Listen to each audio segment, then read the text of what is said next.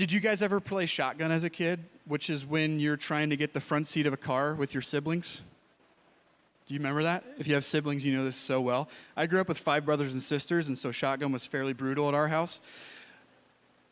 But we had that game where if you called shotgun first, then you could sit in the front seat, and everyone was bound to uphold the shotgun rules.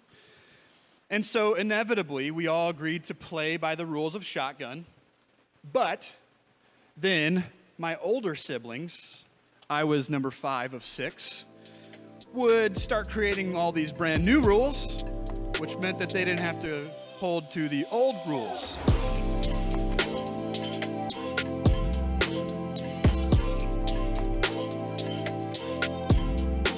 Oaths had multiple levels to them. There were multiple levels of oath making.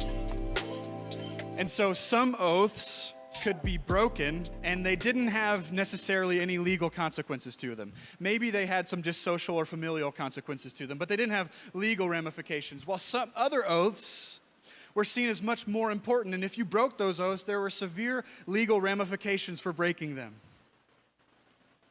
And see, it's these very levels of oath making that Jesus is trying to dismantle when he says, "But I tell you, do not swear an oath at all, either by heaven, for it's God's throne, or by the earth, for it's his footstool, or by Jerusalem, for it's the city of the great king. And do not swear by your head, for you cannot make one hair white or black."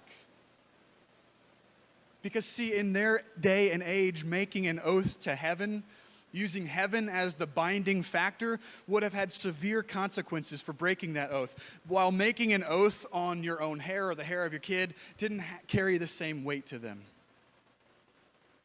And so there was these different levels of oath making in Jewish culture and religion, and what would have happened is that the people would have understand the system of oath making that was created and brought about, and they would have taken advantage of that system for their own gain and benefit.